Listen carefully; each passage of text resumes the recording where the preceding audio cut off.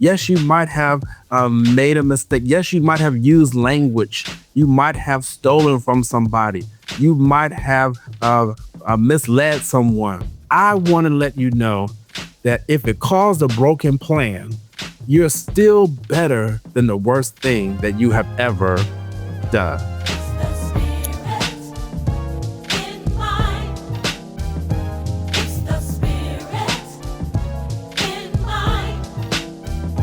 Keep the spirit in mind. You're better than the worst thing you have ever done. So one of the leading phrases that we started out with, you're one decision away from changing your life. The next one we're pulling up is you are better than the worst thing you have ever done. And again, it goes back to that negative mental talk track, but we need to emphasize that. Um, Bishop also alluded to having a reference, not alluded, reference unrealistic expectations.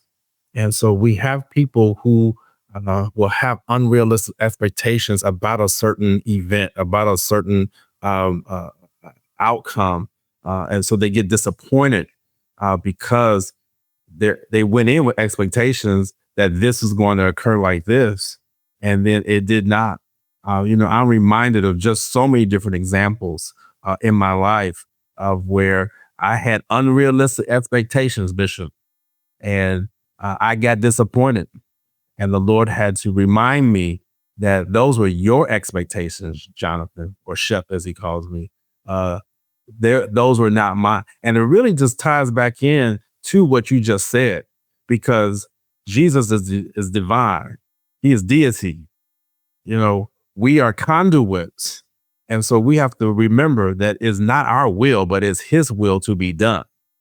And many times I'll walk into a situation where, I have a plan. There are some things I had planned out for my life.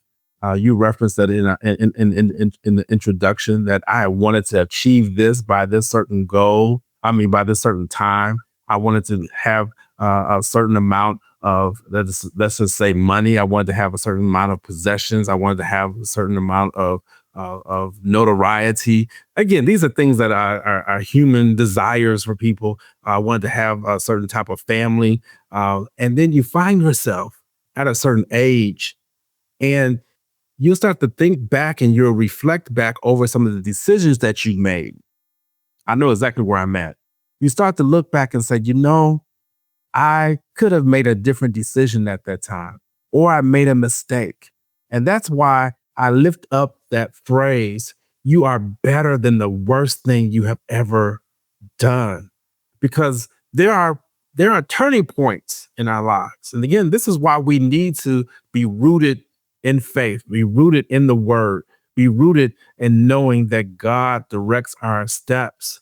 Because if you're not careful, there are times where you have to make a decision. You have to make a turn, if you would, in your life, in life's journey. And you're like, Lord, I was not expecting this turn. Lord, I don't understand that. I can remember very clearly. Again, there's so many different examples are coming into my head, Bishop, as we discussed this about broken plans. I remember very clearly when I didn't get into medical school the first go around. I clearly did not pass the exam. Let's just say I bombed the exam. I straight failed that exam. And again, part of it was because I was being high-minded, just be truthful.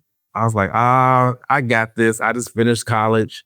I know what it takes. I got to that exam, Bishop. I didn't know half the stuff on there. I sat there and it hurt.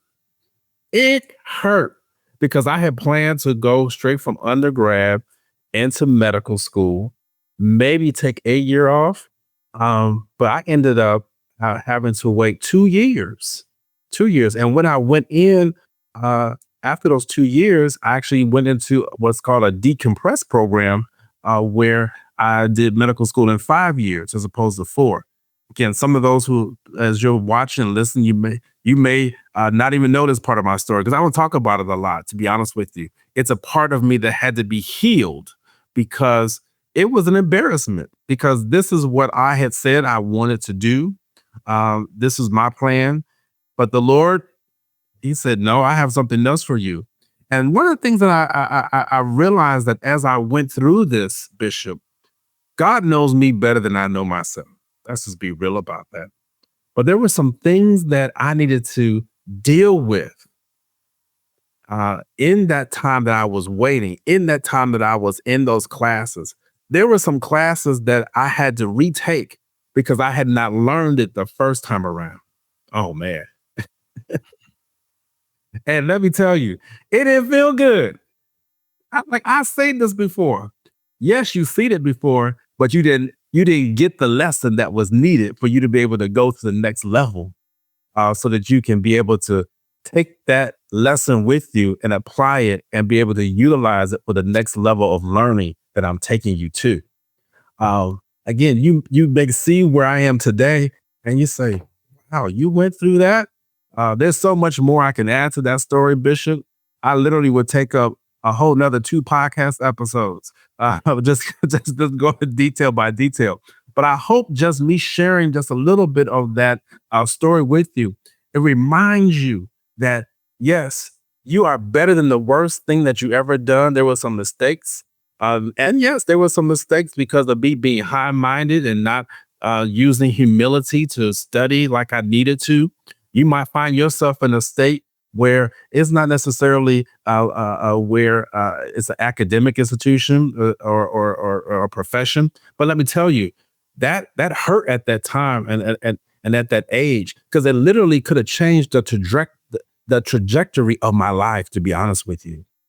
Because if I had not have gotten in, I I wouldn't be a physician today. I'm not sure what profession I would have gone into. I'm sure it would have been something reputable. But I look back and I say, Lord, you knew what you were doing at that time. Yes, I was in error for thinking higher of myself than what I really am. And you had to make sure that I learned that lesson. So I want to encourage people, learn the lesson. Remember, you're better than the worst thing you have done. Yes, you may have allowed someone to use you, and then you find out that you've been used. Yes, you might have done something that you know that is without that's out of your character.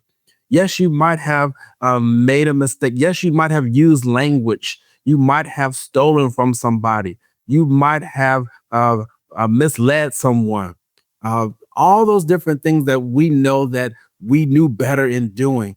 I want to let you know that if it caused a broken plan, you're still better than the worst thing that you have ever done.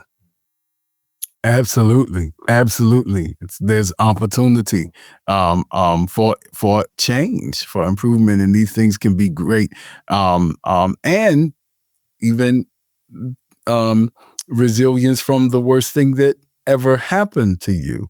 There is such a thing as post-traumatic recovery and growth, and learning and overcoming and building on those things and becoming healthy and helpful and productive persons in spite of what happened. And so that's the help and hope that we hope to communicate through this conversation today.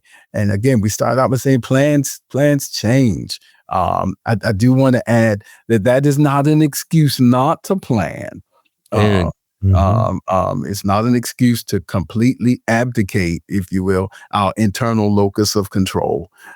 You do have the okay to plan, even scripturally. It's a balance thing. You know, Jesus said, "No one builds a house, no one wise, without first sitting down to count up the cost." That's planning, and so there's nothing wrong with planning. When I was growing up, they used to sing a song. Said, "The reason I live this life is because I don't want to be lost." That's a plan for this life and the afterlife. Because contrary to the colloquial expression of our culture, you don't only live once. I know that's an expression in the culture, but again, if you're not committed to Christianity in the Orthodox sense, then go ahead. But part of my assignment is to catch those little things that come into our faith that may, kind of challenge what we claim to be our fundamental convictions. And so we're living to live again. That is the hope of the gospel, the great hope of the gospel. And so, so planning is okay. That's the point. It's okay to make plans. It's just that the good idea is to make our plans. The image that's coming to me is a suspension bridge. I'm not an engineer, but I did enough research to know that suspension bridges. I did it actually because I had an anxiety moment, sitting on a bridge and feeling it move a little bit, and so I learned that was actually a good thing because suspension bridges have structure, but built into the structure is the flexibility. Yes. When I did the research, it said the flexibility prevents it from breaking from the heavy loads and the wind. And so the ability to have structure and yet be flexible is so important to us not breaking. So plan. And that because the same scripture that says sit down, the same Bible that says sit down and count the cost also says in all your ways acknowledge him and he will direct your paths. And, and sometimes when we plan, so since we're in the Hebrew wisdom tradition, there's a Hebrew, a proverb in the Hebrew, an extra biblical proverb, but in the Yiddish tradition that says we plan and God laughs. So, because God who knows the steps in the path that we take sometimes listens to our plans. I know he did with me, I told you I planned to be an astronaut. I planned to be a journalist. I plan to be a music director, keyboardist for a R&B singer. I went through different stages of my life, and doing what I do now was not on the radar at all. And so, I can imagine in that moment, God going, okay, you think you're going to do that, but okay. But if you stay with me, I'll show you some things. And in hindsight, I understand that God really did know what was best. And so that's a part of allowing our faith to frame our narrative in a way that keeps us healthy and functional and fulfilled. Dr. Shepherd, I know we're winding down on this episode. Absolutely. I just want to lift up what was just stated. The flexibility prevents the breaking. The flexibility prevents the breaking. And I just wanted to encourage those people. You might have a type A personality that might be a little similar to mine. You might be one of those persons who you're a long range planner and you might not be as spontaneous. But let me tell you, flexibility prevents the breaking. And when you're flexible with your plans, and it allows for that room for growth. That's what I also heard there, Bishop, that with the sway, it allows for some room of flexibility for growth to occur. Now, you don't want it to sway too much to where it's just always up and down. Yeah. But you have to think about it. The human body operates that way. That's what I was reminded of. When we talk about homeostasis, that is the ability for the body to balance out itself and to regulate itself. That means that the body that God gave us, that we all have, it allows for flexibility. Well, what do you mean by that, Dr. Shep?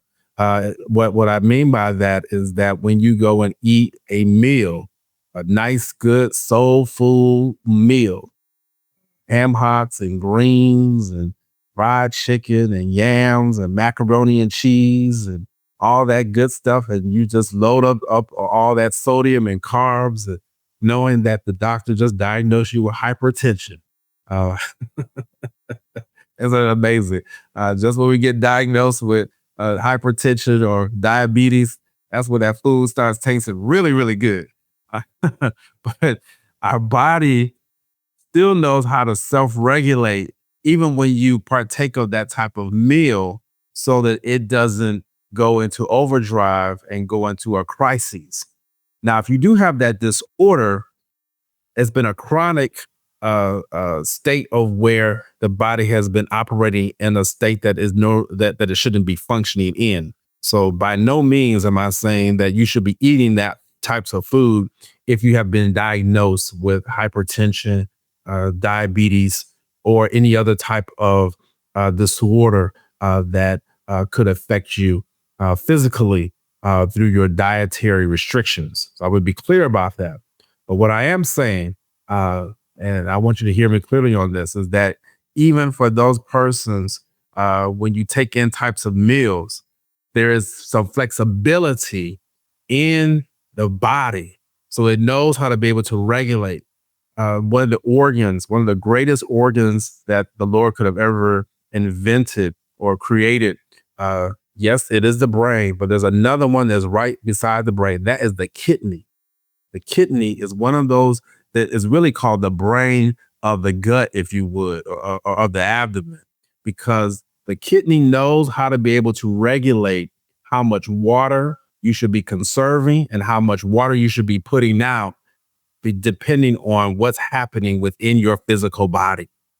What am I saying? Is that flexibility that within the kidney allows for us to be able to hold on to water when we're going through a dry season, when we're dehydrated. It conserves the water so that you just don't lose all the water and you end up perishing. But then when you're over hydrated, when you've been drinking so much, that kidney knows how to be able to excrete more water so that you don't find yourself drowning. It is possible for a person to drown by drinking too much water. So the kidney knows how to be able to regulate something that we don't even have to be able to think about. It just does it on its own. Just want to give that quick biological lesson there, that it's amazing how the body has flexibility. We ourselves, we need to have flexibility in our thinking. Need to have flexibility in how we approach ourselves. Give yourself some grace. That's what I really hear right now. Give yourself some grace as you're dealing with these broken plans. Allow yourself the ability to know that you can make some errors, that we're not perfect. You can make some mistakes, but that God is able to get you back on the right track. God is able to take you from, in my case, of having a case where you were not able to succeed for over a couple of years and have to go through a track that is less traveled and might be even a little bit embarrassing. But let me tell you, the end reward, the end result is so great. We want to see people thrive. We want to see people flourish, even in the midst of a broken plan. We want to see you be comforted if you're grief stricken. We want to see those wounds mended. We want to see that numbness removed out of your life. We want to see you revitalized if you have quietly quit. Those are areas that we want to make sure that in these episodes, in these platforms that we are discussing with you, we believe that you're able to do that. I hope that today and through through this discussion today, that we're giving you some tools. We've shown you some examples. We've been vulnerable, transparent about our struggles so that you can live with broken plans. Absolutely, absolutely. And so we close with Proverbs 19:21, which is my I call it my thematic verse. I was just talking about in my moments of all the things and plans that I made. But the Hebrew wisdom tradition found in Proverbs 19:21 says, "Many are the plans in a man's heart." And it doesn't say that's a wrong thing. It's just who we are. It's just nothing wrong with planning. Many are the plans in a man's heart, but it is the Lord's purpose that will prevail. And so we have to trust. That's where our faith, we end with spirit of mind with the faith-based perspective, that's where our faith is critical to helping us process why these plans changed. And that faith is sometimes realized and helped and developed and nurtured through that ecosystem of care and ultimately through the presence of God. So we can process traumatic experiences, the unhealthy narratives, the limiting beliefs that we've developed over the years, and even the humility, because sometimes it's a pride thing, and I take pride in planning out my life. And when the presence of God comes, and I close with this, but in the presence of God, everybody is humbled. It's a humbling thing. Everybody is humbled. You can't be a worshiper without being humbled. You can't be in the presence of God.